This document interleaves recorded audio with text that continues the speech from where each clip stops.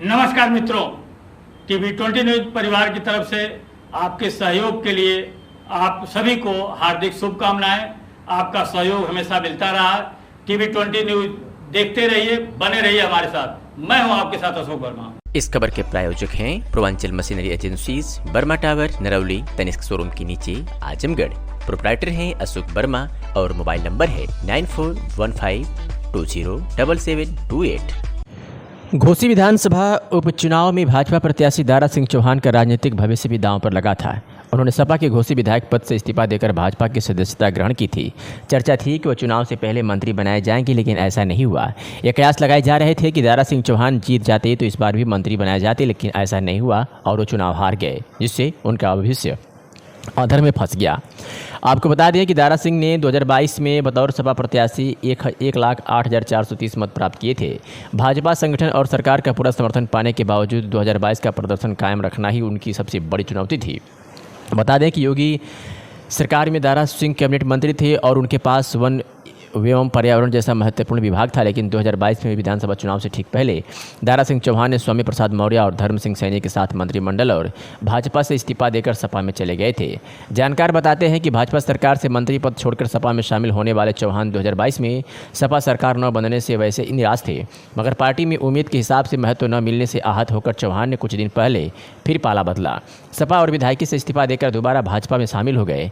तभी से उन्हें प्रदेश सरकार में कैबिनेट मंत्री बनाए जाने की चर्चा थी। घोसी उपचुनाव में भाजपा ने दारा सिंह चौहान को ही प्रत्याशी बनाया और लगभग 2 दर्जन से ऊपर मंत्री और पूरी मशीनरी दारा सिंह को चुनाव से जीतने के लिए जी जान लगी हुई थी। वहीं यहाँ तक कि सूबे के मुखिया योगी आदित्यनाथ भी घोसी की जनता से दारा सिंह चौहान के पक्ष वोट करने की अपील की थी। यहाँ एक और बात का जिक्र करना जरूरी है कि बड़बोले प्रकाश राजभर और दारा सिंह चौहान का राजनीतिक भविष्य इस चुनाव पर टिका हुआ था। यह दोनों नेता मुख्यमंत्री की पसंद न होते हुए भी ऊपर से आए निर्देशों का पालन करते हुए इन नेताओं की अग्नि परीक्षा लेने के लिए योगी स्वयं अपनी पूरी टीम के साथ इस चुनाव को जिताने में लग गए थे।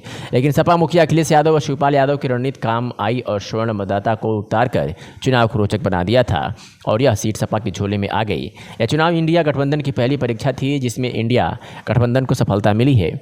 दारा सिंह चौहान के राजनीतिक कद को देखते हुए देखें तो वह अब तक 2 बार राज्यसभा सांसद, 1 बार लोकसभा सांसद और 2 बार विधायक रह चुके हैं। दारा सिंह चौहान ने राजनीतिक जीवन से छात्र राजनीति से कदम रखा था। पहले कांग्रेस संगठन में पदाधिकारी रहे, फिर समाजवादी पार्टी में शामिल हो गए। वर्ष 1996 में सपा के राष्ट्रीय अध्यक्ष मुलायम सिंह यादव ने उन्हें राज्यसभा भेजा। 2000 में कार्यकाल पूरा होने पर पुनः 2000 से 2006 तक राज्यसभा में सपा का प्रतिनिधित्व किया। इसके बाद फिर पलटी मारी और बहुजन समाज पार्टी में शामिल हो गए। बसपा सुप्रीमो मायावती ने उन्हें घोसी लोकसभा सीट से 2009 में चुनाव लड़ाया और पहली बार लोकसभा सदस्य बने। उन्हें लोकसभा में संसदीय दल का नेता भी बनाया गया। वर्ष 2014 में पुनः बसपा के टिकट पर लोकसभा के लिए मैदान में उतरे, लेकिन भाजपा प्रत्याशी हरिनारायण राजभर के हाथों हार गए। देश में चल रहे सियासी तापमान को भांप दारा सिंह चौहान वर्ष 2015 में भाजपा में शामिल हो गए। यहाँ भी उन्हें सम्मान मिला और पिछड़ा वर्ग मोर्चा का राष्ट्रीय अध्यक्ष मनोनीत किया गया। 2017 के चुनाव में पार्टी ने मधुबन विधानसभा से टिकट दिया, जहां से 30,000 से अधिक वोटों से जीतकर प्रदेश सरकार में मंत्री बने। इसके बाद सियासी मौसम को देख फिर यूपी विधानसभा चुनाव 2022 के पहले पलटी मार गए, भाजपा से सपा में गए। घोसी सीट से विधायक बने, अब उन्होंने सपा से इस्तीफा दे दिया। अब घोसी उपचुनाव के मैदान में थे और उसकी गिनती हुई और फिर शुरुआती रुझानों से ही पीछे चलते रहे और आखिर में वो चुनाव हार गए।